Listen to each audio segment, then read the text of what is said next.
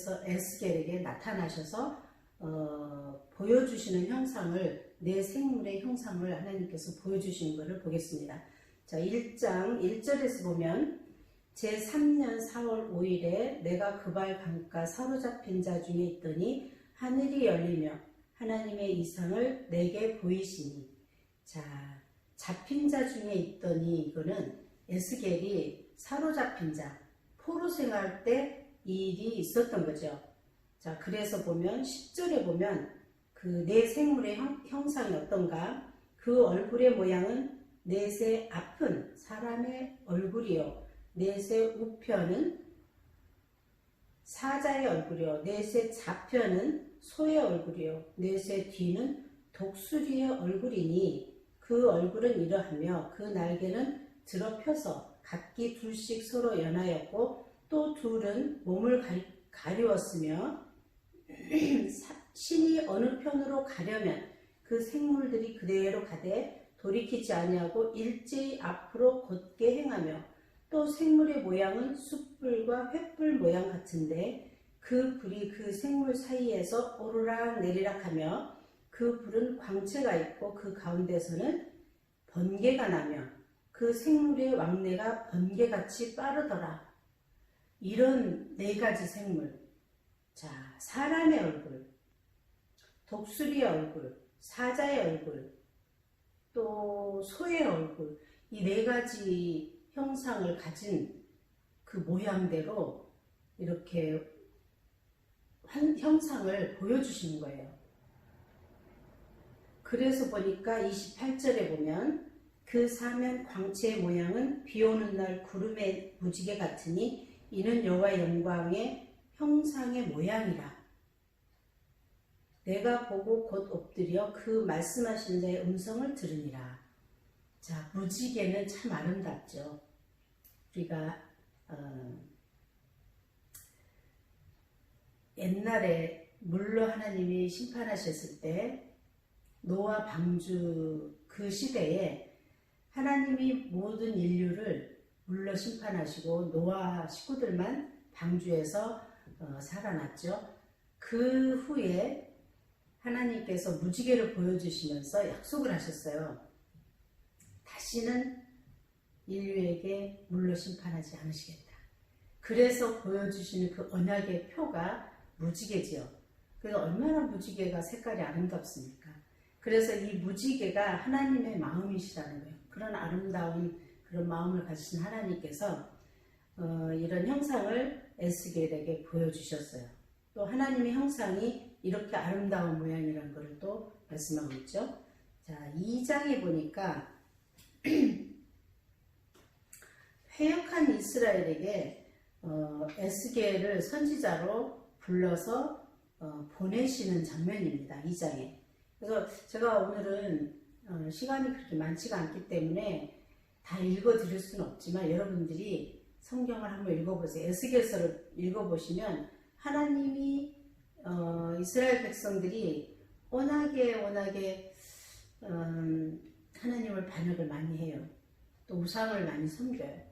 그러다 보니까 하나님께서 심판을 하십니다. 하나님이 정말 사랑하시는 백성인데 그렇게 갈 수는 없잖아요. 그래서 하나님께서 심판을 하시면 또 이스라엘 백성들이 회개를 하죠. 너무너무 견디기 힘들고 어렵고 고난 속에서 회개를 하시면 또 하나님은 다시 회복을 시켜주시는 그거를 계속 반복하고 있어요. 오늘 에스겔, 다니엘, 또 호세아, 요엘, 아모스, 오바댜를 다 할 건데 모든 장면, 이 서신서마다 하나님께서 심판하시고 회복하시는 그 장면들입니다. 그래서 이 장면들이 칼로 심판하시고 또 황폐하게 하시고 기근으로 또 온역으로 이렇게 심판을 하시는 걸 보면 얼마나 무섭고 떨리고 두려운 일입니까? 그래서 이스라엘 백성들처럼 우리도 하나님께서 얼마나 사랑하세요. 그래서 우리도 이스라엘 백성처럼 이렇게 하면 안 된다는 그런 교훈을 받고 있습니다. 자, 그래서 보면 3장에 이스라엘의 파수꾼으로 또 에스겔을 또 세우시죠. 그 다음에 또 4장에 보니까 예루살렘 포위의 그림들이 나오고 있어요. 5장에 보니까 예루살렘의 멸망을 예언하고 있습니다. 자, 선지자를 세워서 또 말씀하게 하죠. 5장에 보니까 5장 6절을 한번 제가 읽어드릴게요. 그가 내 규례를 거스려서 이방인보다 악을 더 행하며 내 율례도 그리하니 그 둘러있는 열방보다 더하니 이는 그들이 내 규례를 버리고 내 율례를 행치 아니하였습니다. 자, 이스라엘 백성들이 이렇게 하나님의 법을 떠나고 하나님의 규례를 지키지 아니하고 이방 사람들은 그 당시에 상종도 안 했던 사람들이에요. 그런데 이방인들보다 더 심하다는 거죠. 그래서 하나님께서 얼마나 노를 바라시겠습니까? 우리도 자식들이, 내가 사랑하는 자식들이 부모의 뜻대로 살지 않고 정말 남의 자식들보다 못하게 살 때 정말 사랑하시기 때문에 또 징계를 하죠. 돈도 안 주고 또 나가서 고생해봐라 그러고 그럴 때도 있죠. 하나님 마음도 우리 부모의 마음처럼 그러셨습니다. 자, 그래서 이렇게 이스라엘 백성들이 하나님을 떠나서 살기 때문에 하나님께서 진노하실 수밖에 없죠. 자, 6장에 보니까 이스라엘이 황폐할 것을 또 말씀하고 있습니다. 자, 6장 3절을 보면 이르시기를 이스라엘 산들아 주 여호와의 말씀을 들으라. 주 여호와께서 산과 작은 산과 시내와 골짜기를 대하여 말씀하시기를 나 곧 내가 칼로 너희에게 임하게 하여 너희 산당을 멸하리니. 하나님께서 칼로 멸하시겠다는 거죠. 무엇을 멸합니까? 산당. 산당이라 하면 우리가 보통 우리 한국식 상식은 뭐죠? 이게 산당, 그 산에다가 지어놓고 무당들이 뭐 이렇게 하는 그런 산당을 하나님께서 폐한다고 멸한다고 그러신 거죠. 그래서 얼마나 이스라엘 백성들이 하나님을 떠나서 살았으면 하나님께서 이렇게 노를 바라셨는가를 6장에서 나오죠. 자, 7장을 보니까 재앙이 임박한 것을 7장에서 기록하고 있습니다. 7장 3절을 보면 이제는 내게 끝이 이르렀나니 내가 내 진노를 내게 발하여 내 행위를 국문하고 너의 모든 가증한 일을 보응하리라. 하나님이 너무 경고를 했어도 이스라엘 백성들이 듣지를 않았어요. 그래서 하나님께서 이 재앙이 임박한 것을 또 이렇게 말씀하고 있습니다. 자, 보면 26절, 27절에 또 보면 26절에서 27절 어떻게 환난을 그 재앙을 주시는가 한번 보겠어요. 환난에 환난이 더하고 소문에 소문이 더할 때에 그들이 선지자에게 묵시를 구하나 헛될 것이며 제사장에게는 율법이 없어질 것이요 장로에게는 모략이 없어질 것이라. 왕은 애통하고 방백은 놀람을 옷 입듯 하며 거민의 손은 떨리리라. 내가 그 행위대로 그들에게 갚고 그 제약대로 그들을 국문한 즉 그들이 나를 여호와인 줄 알리라. 자, 하나님께서 사랑을 계속 베푸실 때는 모르죠. 그런데 하나님께서 너무너무 이스라엘 백성들이 악한 행위를 하기 때문에 하나님께서 이렇게 노를 바라시는 것을 보고 있습니다. 자, 환난에 환난을 더한다면 얼마나 극심하겠습니까? 지금도 환난인데 이 환난을 더한다면 얼마나 큰 환난으로 고통을 받겠어요. 이런 모든 것들을 율법도 없어진다는 거죠. 법도 없어지고 장로들도 모략이 없어지고 제사장의 이런 율법도 없어지고 또 왕은 또 애통하고 왕이 애통할 일이 뭐가 있습니까? 백성들이 애통할 일이죠. 그런데 왕도 애통할 정도면 얼마나 극심한 재난은지요. 그래서 하나님을 떠나서 사는 이스라엘 백성에게 하나님께서 이렇게 노하시는 것을 보고 있습니다. 자, 그 다음에 8장에는 이스라엘의 가증한 일들인데 우상 숭배한 일을 하나님은 가증한 일이라고 이렇게 말씀하고 있죠. 자, 9장에 보니까 탄식하며 우는 자의 이마에 표를 주시는 장면입니다. 9장 4절 6절을 한번 읽어드리겠습니다. 자, 이르시되 너는 이스라엘 성읍 중에 순행하여 에스겔에게 말씀하시죠. 그 가운데서 행하는 모든 가증한 일로 인하여 탄식하며 우는 자의 이마에 표하라 하시고 나의 듣는데 그 남은 자에게 이르시되 너희는 그 뒤를 쫓아 성읍 중에 순행하여 아껴보지도 말며 긍휼을 베푸지도 말고 쳐서 늙은 자와 젊은 자와 처녀와 어린아이와 부녀를 다 죽이되 이마에 표 있는 자에게는 가까이 말라 내 성소에서 시작할지니라 하시매 그들이 성전 앞에 있는 늙은 자로부터 시작하더라.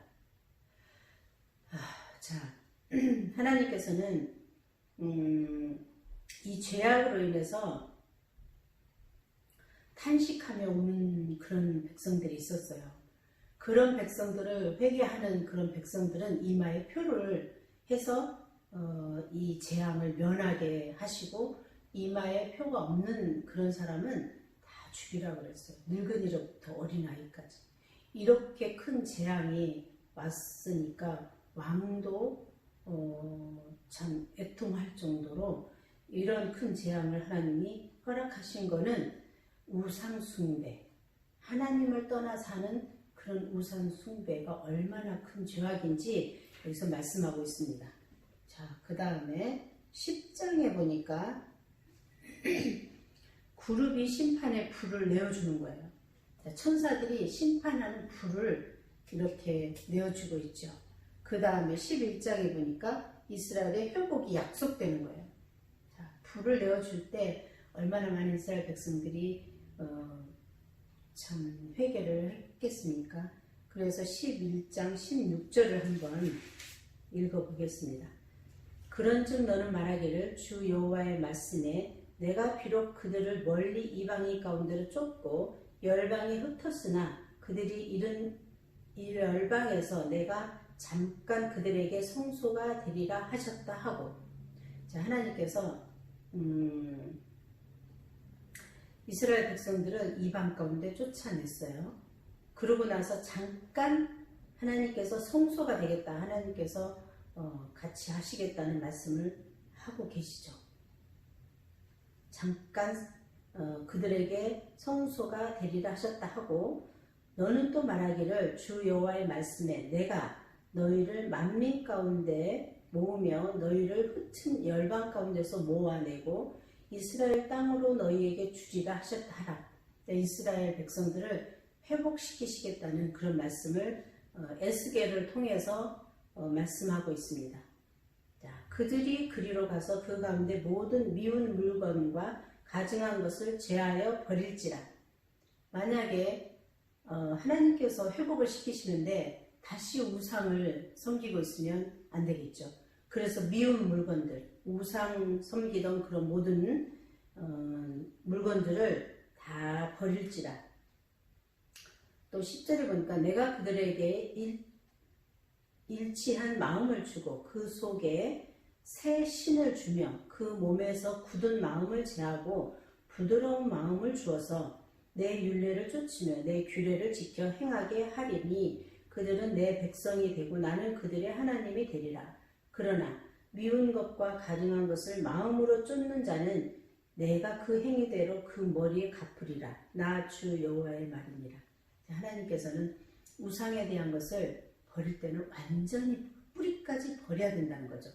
자, 버리지 않고 마음으로 쫓는 자는, 우상을 마음으로 쫓는 자는 그 행위대로 그 머리에 갚으시겠다고 하십니다. 그래서 우리는 자, 나에 대한 우상이 뭔가를 한번 생각해 봐야 되겠습니다. 내가 제일 하나님보다 좋아하는 게 우상입니다. 자, 하나님보다 좋아하고 하나님보다 중하게 여기는 거. 잠깐만요.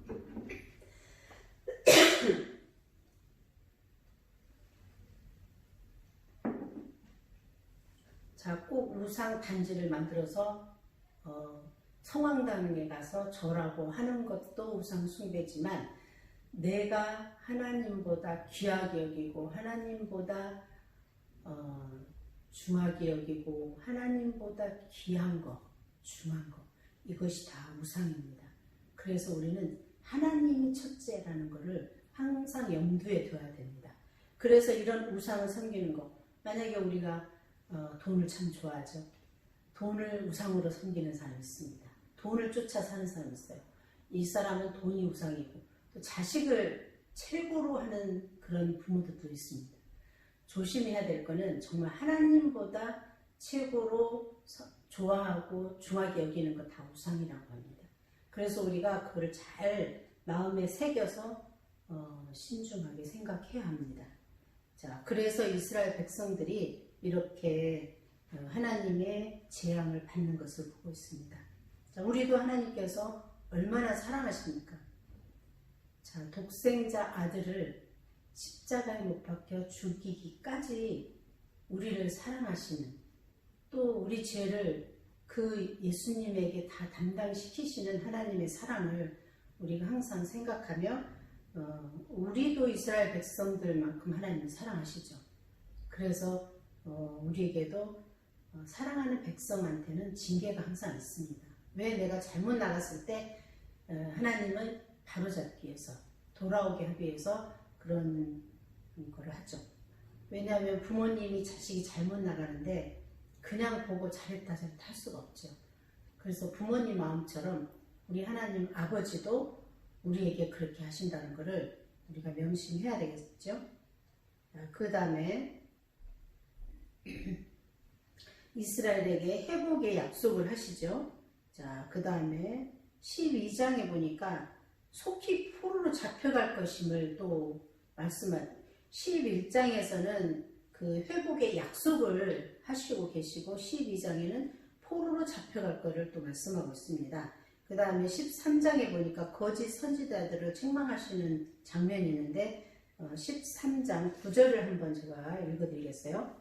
그 선지자들이 허탄한 묵시를 보며 거짓 것을 점쳤으니 내 손이 그들을 쳐서 내 백성의 공회에 들어오지 못하게 하며 이스라엘 백성의 호적에도 기록되지 못하게 하며 이스라엘 땅에도 들어가지 못하게 하리니 너희가 나를 여호와인 줄 알리라. 자, 그 뒤에도 많은 말씀이 있지만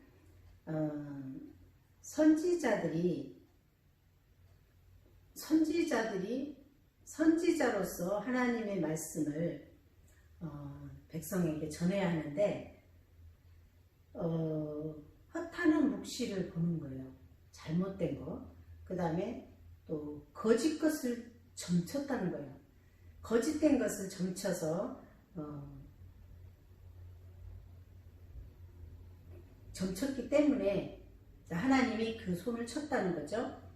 그래서 이스라엘 백성에게 호적에도 기록되지 말고 또 이스라엘 땅에도 들어오지 말고 또 이래서 그분이 하나님이셨다는 것을 하나님께서 말씀하고 있습니다.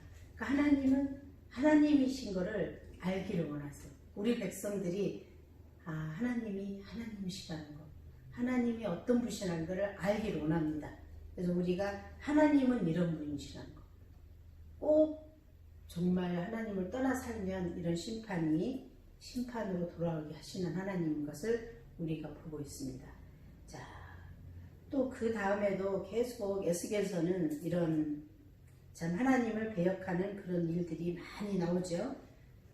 그 다음에 거짓 선지자들을 이렇게 책망하시는 것을 보고 있고, 그 다음에 14장을 보면은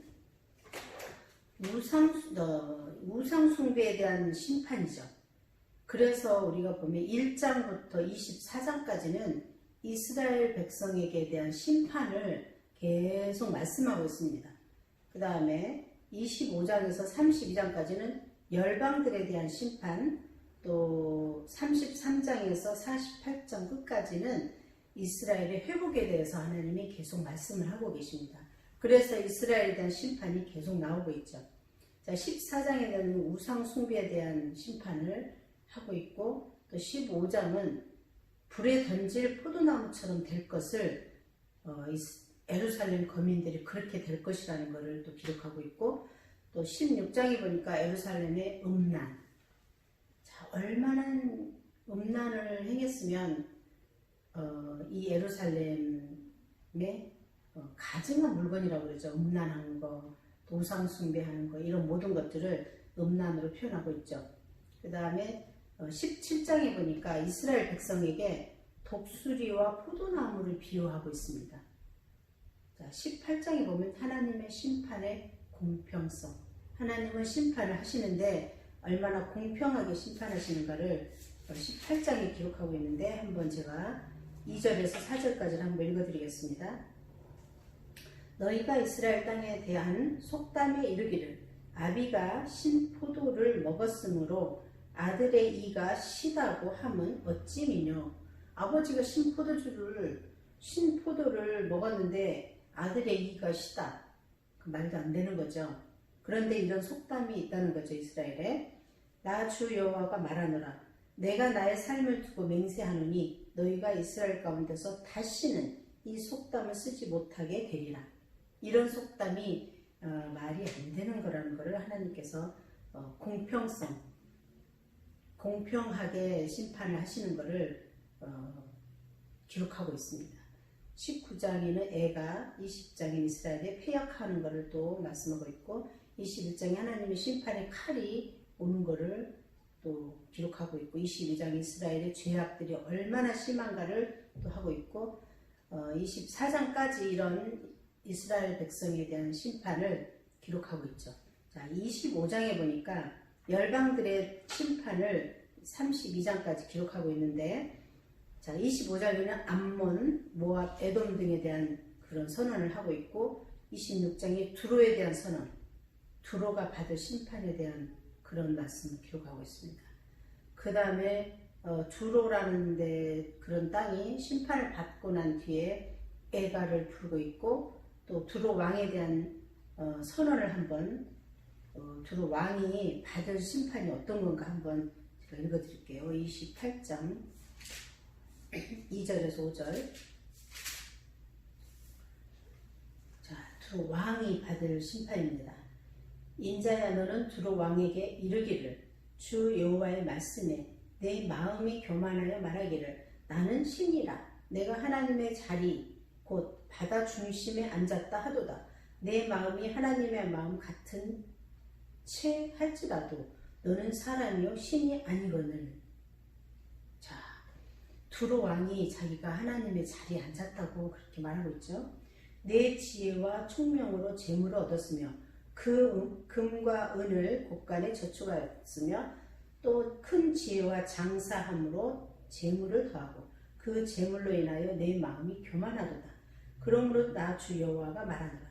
내 마음이 하나님의 마음 같은 채 하였으니 그런즉 내가 외인 곧 열국의 강포한 자를 거느리고 와서 너를 치리니 그들이 칼을 빼어 내 지혜의 아름다운 것을 치며 내 영화를 더럽히며 또 너를 구덩이에 빠뜨리며 너로 바다 가운데서 살육을 당할 자의 죽음같이 바다 중심에서 죽게 할지라.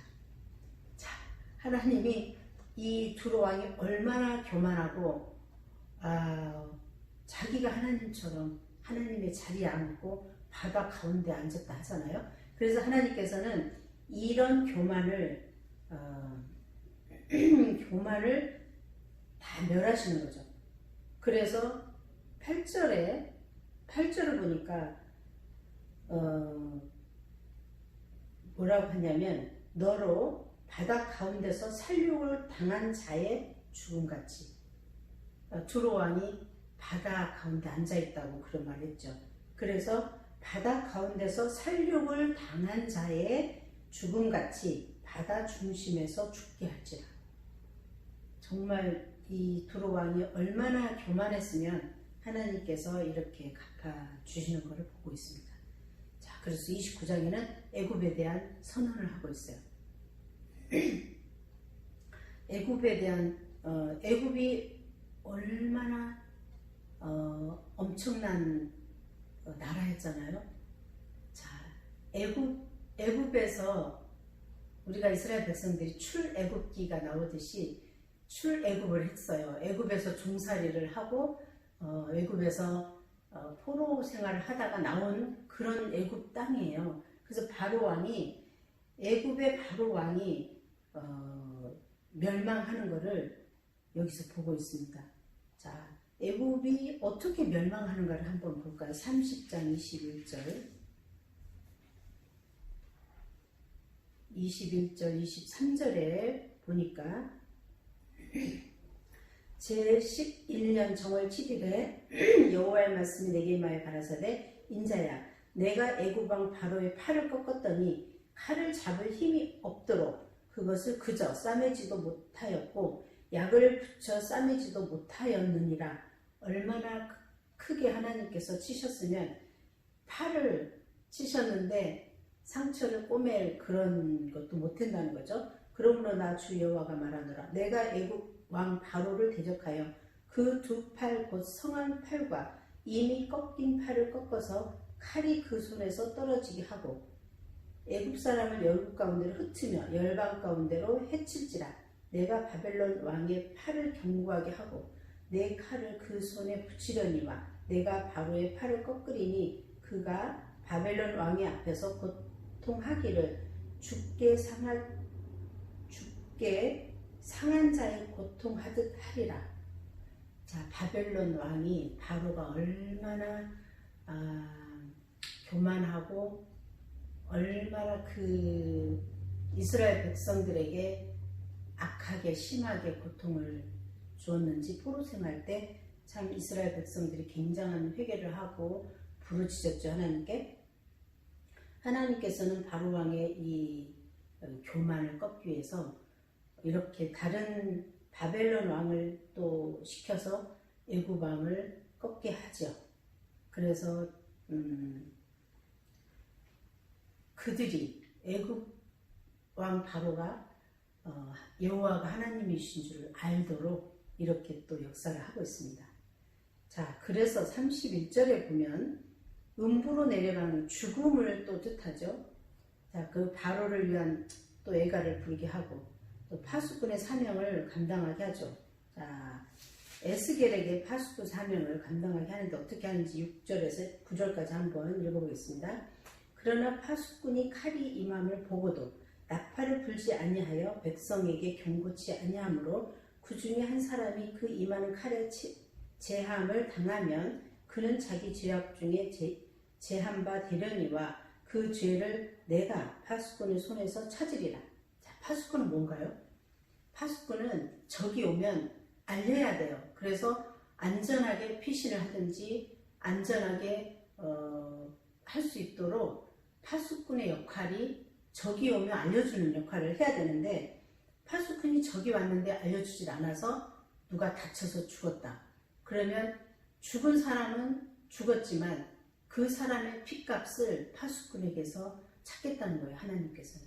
그래서 우리가 지옥으로 갈 백성들이 있어요. 우리가 전도하지 않으면 지옥으로 갈 백성들에게 우리가 전도하지 않았다면 그 사람은 지옥으로 갔지만 그 핏값을 우리에게서 찾으시겠다는 거죠.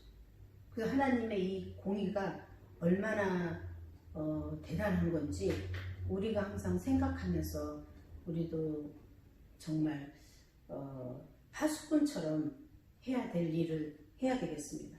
자, 그 다음에 7절에 보니까 인자야 내가 너로 이스라엘 족속의 파수꾼을 삼음이 이와 같으니라. 그런즉 너는 내 입의 말을 듣고 나를 대신하여 그들에게 경고할지어다. 가령 내가 악인에게 이르기를 악인아 너는 정녕 죽으리라 하였다 하자.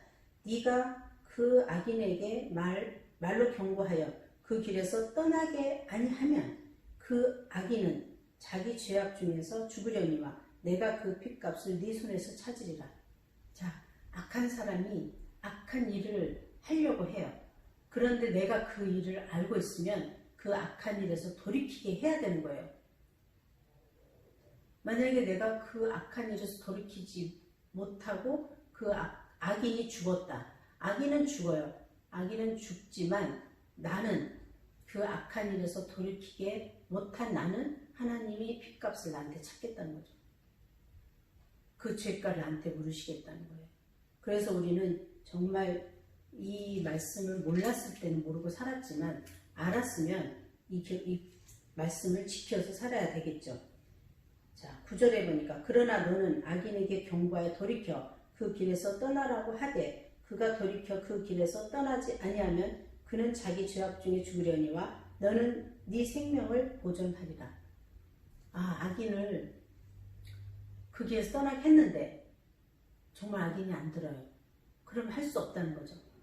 그러면 내가 네 생명을 너한테 묻지 않겠다. 그렇지만 경고를 안 하면 핏값을 너한테 다 물으리라. 이렇게 하시는 거죠. 자, 할 거는 많은데, 자, 그래서 34장에 보면 부패한 목자들이 많아요. 참 목자들, 뭐 이런 메시아들. 목자들이 부패한 것도 있고, 또 세일산에 대한 경고, 이스라엘의 회복에 대한 것을 계속하고 있죠. 이스라엘의 회복이 36장 24절에서 27절을 보면 새 마음과 새 영을 불어넣는 회복의 역사를 하나님께서 하시는 걸 보고 있습니다. 잠깐 읽어드릴게요.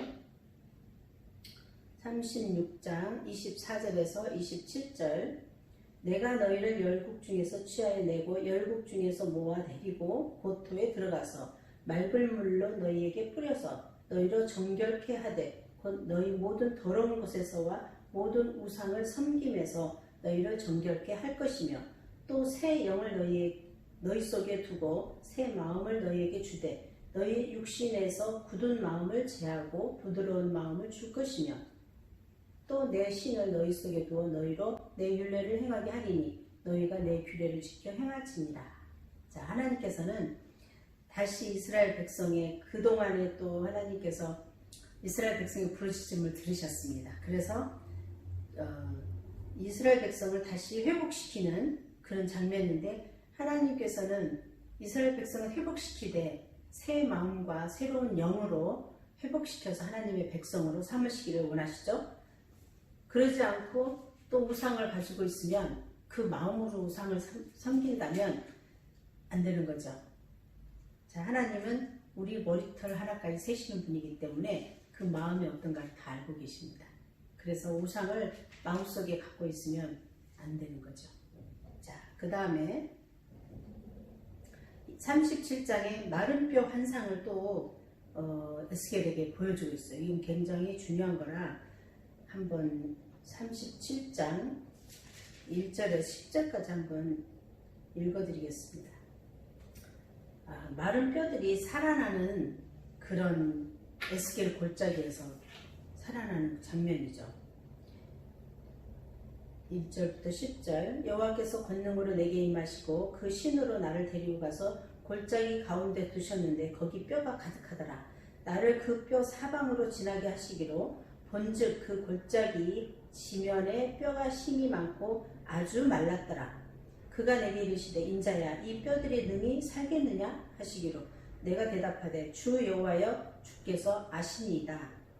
또 내게 이르시되 너는 이 모든 뼈에서 대언하여 이르기를 너희 마른 뼈들아 여호와의 말씀을 들을지어다. 주 여호와께서 이 뼈들에게 말씀하시기를 내가 생기로 너희에게 들어가게 하리니 너희가 살리라. 자, 마른 뼈예요. 다 뼈들이 죽어서 사람이 죽어서 뼈가 돼서 다 말랐어요. 살릴 수 있는 방법은 인간한테는 없습니다. 그런데 하나님께서는 하나님 말씀으로 너희가 살리라. 에스겔에게 그렇게 말하고 하나님 말씀에 그런다고 말씀을 대언하고 있죠. 너희 위에 힘줄을 두고 살을 입히고 가죽으로 덮고 너희 속에 생기를 두리니 너희가 살리라. 또 나를 여호와인 줄 알리라 하셨다 하라. 하나님께서는 이렇게 사람을 마른 뼈를 생기를 넣어서 살리게 해놓고 하나님인 줄 알리라. 하나님이란 거를 여호와인 거를 알게 하려고 이렇게 하시고 계십니다. 이에 내가 명하여 쫓아 대언하니 대언할 때에 소리가 나고 움직이더니 이 뼈 저 뼈가 들어맞아서 뼈들이 서로 연락하더라. 내가 또 보니 그 뼈에 힘줄이 생기고 살이 오르며 그 위에 가죽이 덮이나 그 속에 생기는 없더라. 또 내게 이르시되 인자야 너는 생기를 향하여 대언하라.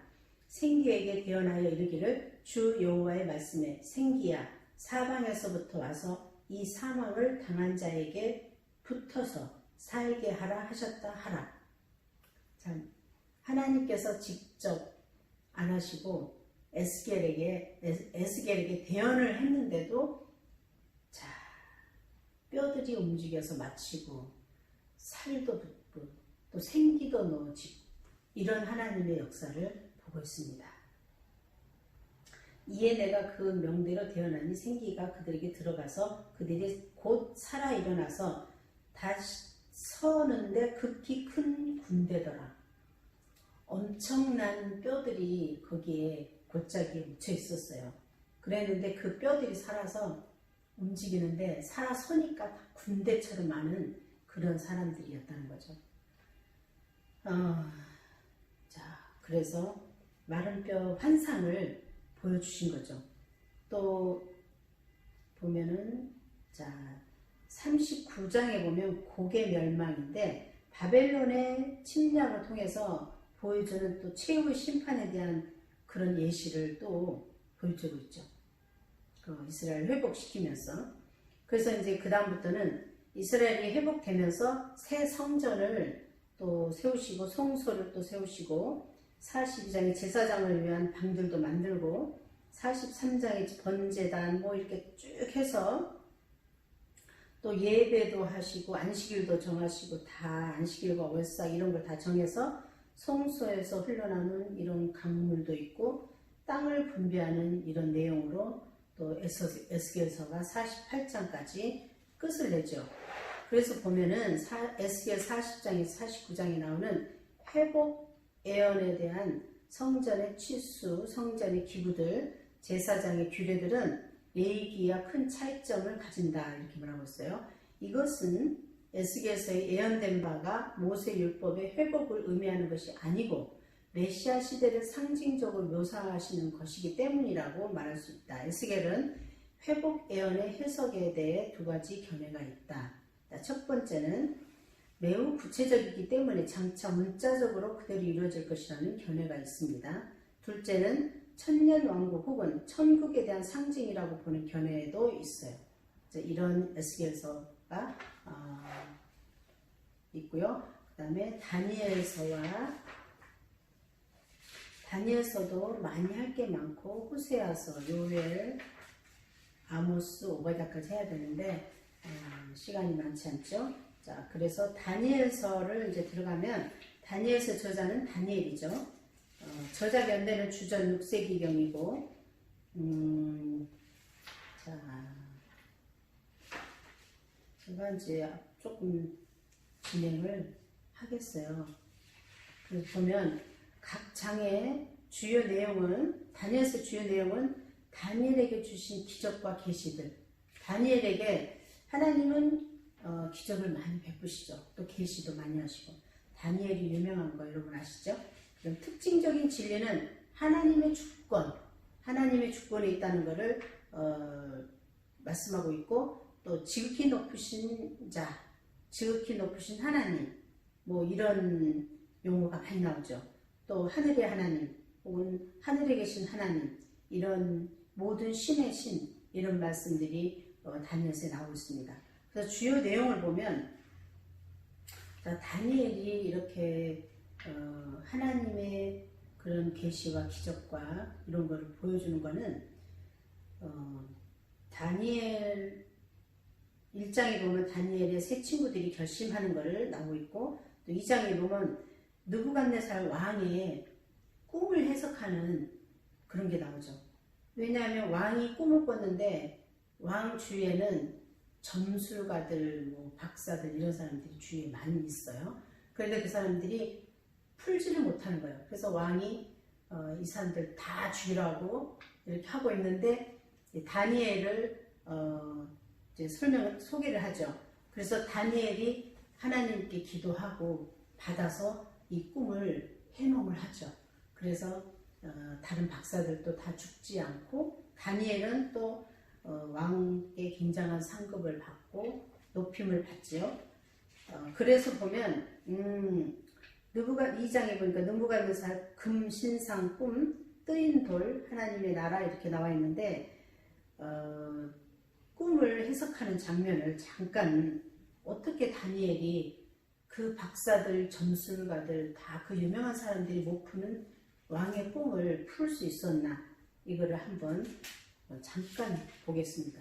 다니엘서 2장 1절에서 3절 2장 1절에서 3절 보면 느부갓네살이 위에 있은 지 2년에 꿈을 꾸고 그로 인하여 마음이 번민하여 잠을 이루지 못한지라 왕이 그 꿈을 자기에게 구하게 하려고 명하여 박수와 술객과 점장이와 갈대와 술사를 부르매 그들이 들어와서 왕의 앞에 선지라 왕이 그들에게 이르되 내가 꿈을 꾸고 그 꿈을 알고자 하여 마음이 번민하도다 이러는데 아무도 풀지를 못하죠. 11절에 보니까 왕이 물으신 것은 희한한 일이라 육체와 함께 거하지 아니하는 신들 외에는 왕 앞에 그것을 보일 자가 없나이다 한지라 이 박사들 술객들이 이렇게 말하고 있죠.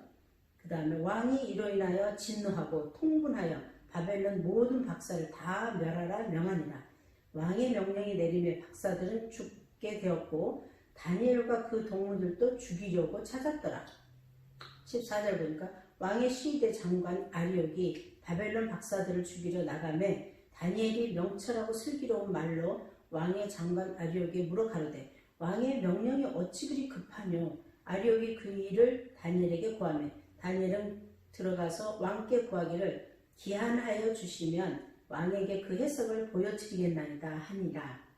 자, 다니엘이 얼마나 명석하고 지혜롭고 하나님을 믿는 그런 사람이죠. 그래서 뒤에 계속 나오는데 24절 보니까 이에 다니엘이 왕이 바벨론 박사들을 멸하라 명한 아리옥에게로 가서 이르되 그에게 이같이 이르되 바벨론 박사들을 멸하지 말고 나를 왕의 앞으로 인도하라. 그리하면 내가 그 해석을 왕께 보여드리리다.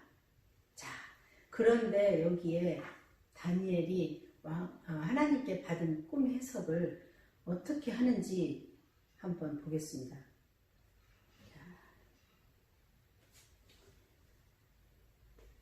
자, 26절 왕이 대답하되 벨드사살이라 이름한 다니엘에게 이르되 네가 얻은 꿈과 그 해석을 내게 능히 내게 알게 하겠느냐? 다니엘이 왕 앞에 대답하여 가로되 왕의 물은 바 은밀한 것은 박사나 술객이나 박수나 점쟁이나 능히 왕께 보일 수 없으되 오직 은밀한 것을 나타내시는 하늘에 계신 하나님이시라.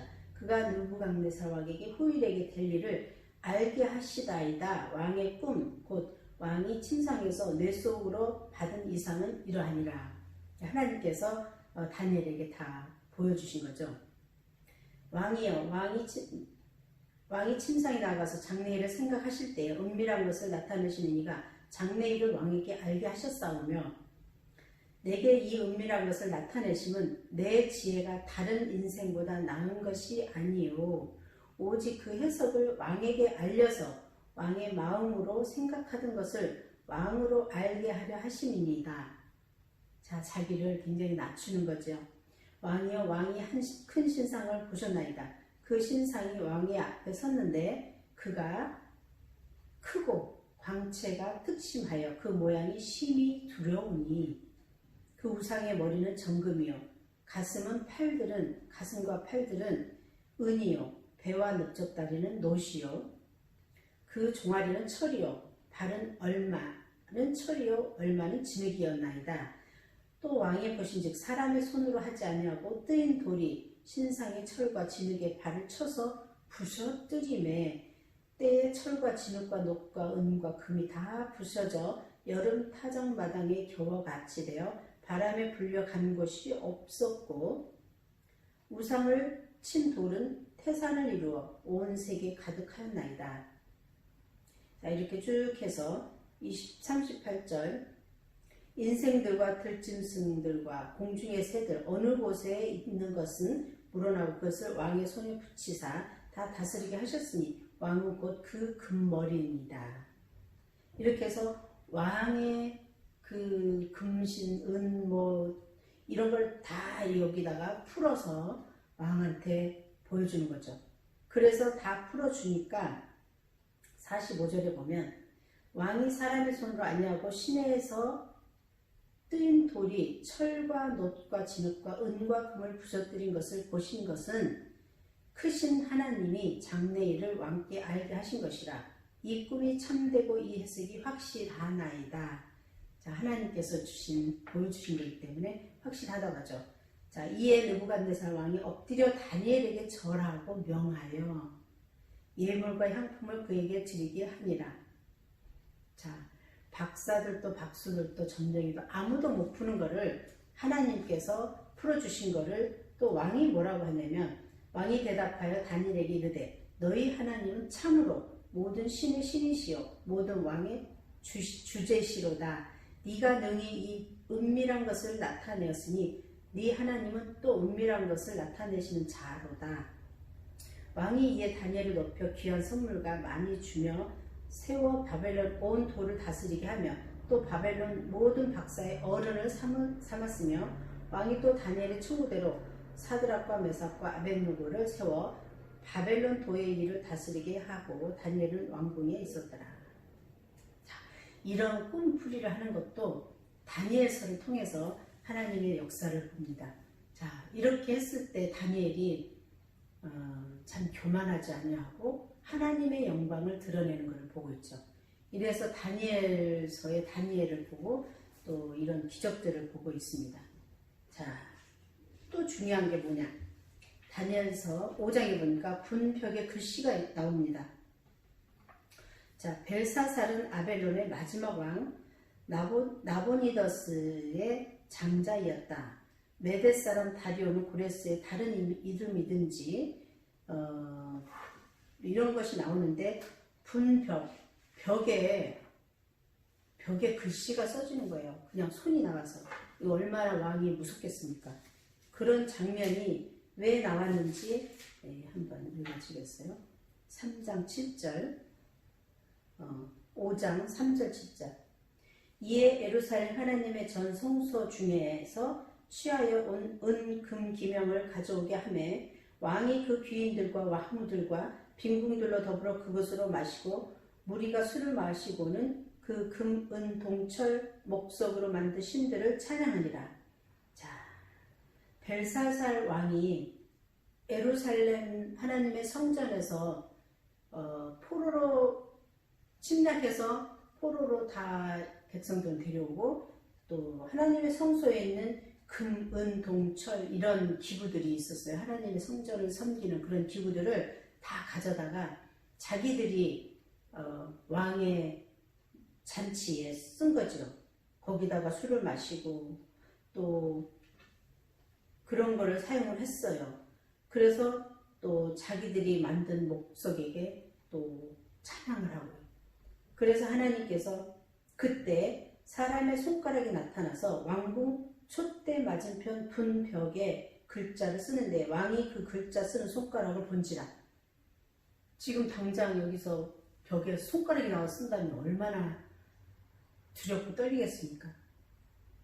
자, 이에 왕의 즐기던 빛이 변하고 그 생각이 번민하여 넓적다리 마디가 녹는 듯 하고 그 무릎이 서로 부딪힌지라. 벌벌벌 떠는 거죠. 무서워서.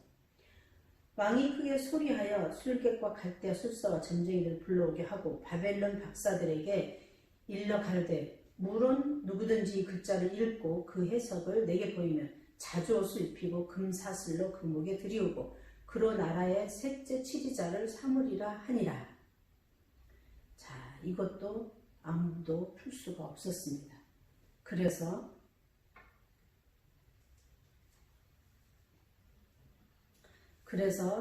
왕궁에서 왕의 나라에 거룩한 신들의 영이 있는 사람이 있으니 곧 왕의 붙인 때에 있던 자로서 명철과 총명과 지혜가 있어 신들의 지혜와 같은 자라. 왕의 붙인 느부갓네살이 그를 세워 박수하며 술객과 갈대와 술사의 점쟁이들로 어른을 삼으셨으니, 자, 그 아버지 왕 때 다니엘과 세 친구가 굉장히 그 박사들의 어른으로 삼았던 그거를 왕궁에서 알고 얘기를 한 거죠. 아무도 풀 수 없지만 그 사람들은 풀 수 있다는 것을 말하고 있죠. 자, 그래서 보면 제가 이제 어떻게 푸냐 보면 24절, 이러므로 그의 앞에서 이 손가락이 나와서 이 글을 기록하였나이다. 이제 또 다니엘이 말하고 있죠. 기록한 글자는 이것이니 곧 메네메네 데겔 우바르신, 메네메네 데겔 우바르신이라는 거죠. 그 뜻을 해석하는 건데, 메네는 하나님이 이미 왕의 나라의 시대를 세워서 그것을 끝나게 하셨다 하며, 엄청난 하나님의 말씀을 왕에게 전하고 있습니다. 데겔은 왕이 저울에 달려서 부족함이 배었다 하며, 베레스는 왕의 나라가 나뉘어서 메대와 바사 사람에게 준바되었다 함이니라. 이에 벨사살이 명하여 무리로 다니엘에게 자주옷을 입히게 하여 그 금사슬과 그의 목에 드리게 하고 그를 위하여 조서를 내려 나라의 셋째 치리자를 삼으니라. 메대 사람 다리오가 나라를 얻었는데 때에 다리오는 62세였더라. 자, 이렇게 했는데 결국 이 글자 해석대로 이 벨사살 왕은 죽게 되죠. 자, 뒤에 보면은 죽게 되고, 또 그 다음에 보면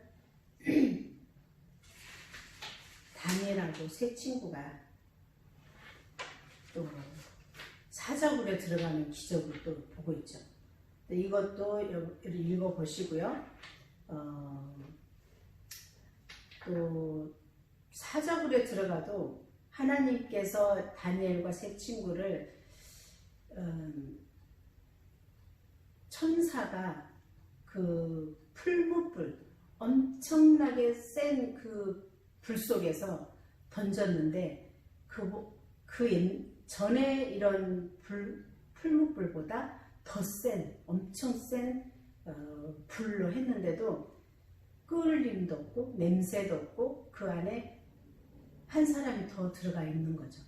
그래서 천사가 같이 동행하는 거를 그 풀무불을 보고 우리가 알 수 있어요. 그래서 그런 기적도 있고, 사자불에 들어가도 사자가 물지 않는 그런 또 엄청난 기적이 많이 나오죠. 자, 그래서 또 내 짐승의 이상이 있고, 또 7장에서 12장까지는 내 짐승의 이상을 보는데 이런 계시들을 하고 있고요. 또 제가 알고 시간이 없어서 많이 못하고, 다니엘서 10장에 보니까 큰 전쟁에 관한 이상을 또 보여주죠. 그러니까 마지막 때 예언도 보여주는데, 마지막 때 예언을 한번 12장 1절에서 10절까지를 한번 읽어드리겠습니다. 12장 1절에서 10절, 마지막 때 예언을 어떻게 하고 계시는가? 그때 내 민족을 호위하는 대군 미가엘이 일어날 것이요 또 환란이 있으리니 이는 개국 이래로 그때까지 없던 환란일 것이며, 그때 내 백성 중 무릇 책에 기록된 모든 자가 구원을 얻을 것이라. 땅의 티끌 가운데서 자는 자 중에 많이 깨어 영생을 얻는 자도 있겠고, 수욕을 받아서 무궁히 부끄러움을 입을 자도 있을 것이며, 지혜 있는 자는 궁창의 빛과 같이 빛날 것이요 많은 사람을 옳은 대로 돌아오게 하는 자는 별과 같이 영원토록 비치리라. 이렇게 말씀하고 있어요. 또 다니엘아, 마지막 때까지 이 말을 간수하고 이 글을 봉함하라. 많은 사람이 빨리 왕래하면 지식이 더하리라. 자, 때가 참 가까운 것을 느끼죠. 나 다니엘이 본즉 다른 두 사람이 있어. 하나는 강 이편 언덕에 섰고 하나는 강 저편 언덕에 섰더니 그 중에 하나가 새 맞고 옷을 입은 자 곧 강물 위에 있는 자에게 이르되 이 기사의 끝이 어느 때까지이냐 하기로, 내가 들은즉 그 새 맞고 옷을 입고 강물 위에 있는 자가 그 좌우 손을 들어 하늘을 향하여 영생하시는 자를 가리켜 맹세하여 가로되, 반드시 한때 두때 반때를 지나서 성도의 권세가 다 깨어지기까지니 그렇게 되면 이 모든 일이 다 끝나리라 하더라. 내가 듣고도 깨닫지 못한지라. 내가 가로되 내 주여 이 모든 일이 결국이 어떠하겠사옵나이까. 그가 가로되 다니엘아 갈지어다. 대저 이 말은 마지막 때까지 간수하고 봉함할 것이니라. 마지막 때 주님이 오시는 그날까지 봉함하라 그러죠. 많은 사람이 연단을 받아 스스로 정결케 하며 회개할 것이나 악한 사람은 악을 행하리니 악한 자는 아무도 깨닫지 못하되 오직 지혜 있는 자는 깨달으리라. 자, 우리 하나님의 백성들은 지혜 있는 자들이죠. 다 하나님의 이 말씀을 깨달음을 얻을 줄 압니다. 자, 이렇게 해서 하나님이 이 다니엘서의 마지막을 이렇게 하고 있습니다. 자, 그래서 다니엘서까지밖에 오늘은 할 수가 없고요. 다음 주가 마지막인데 마지막에 할 게 굉장히 많습니다. 근데 앞으로는 이제 많은 게 없고 거의가 짤막짤막한 거기 때문에 다음 주에 호세아부터 하기로 하고요. 자, 우리가 에스겔, 다니엘 이렇게 말씀을 나눴는데 하나님을 떠나서 우상 숭배하고 악을 행하는 이스라엘 백성들을 심판을 하시고 또 회복시켜 주시는 하나님을 그동안은 공부했습니다. 우리도 하나님을 떠나서 살면 이렇게 이스라엘 백성들처럼 심판을 당하고 또 우리가 회개할 때 하나님은 또 회복시켜 주시는 것을 보지만 우리가 이스라엘 백성들처럼 그런 범죄를 하지 말고 하나님 말씀대로 꼭 지켜서 행하고 그렇게 나가야 되겠습니다. 우리가 하나님 말씀을 지켜 행하려면 하나님 말씀을 알아야 행합니다. 그래서 여러분들은 성경을 지금 시간 많으실 때 성경을 많이 읽으시고 또 하나님이 말씀하시는 것이 무엇인가를 늘 깨달아 알고 또 하나님께 다니엘에게 주신 지혜 그런 명철함을 우리도 받아서 그런 다니엘처럼 지혜로운 삶을 살면 참 보람된 일이고 앞으로의 우리의 삶이 형통한 삶이 될 줄 믿습니다. 자, 오늘은 이렇게 하고 다음 주에 호세아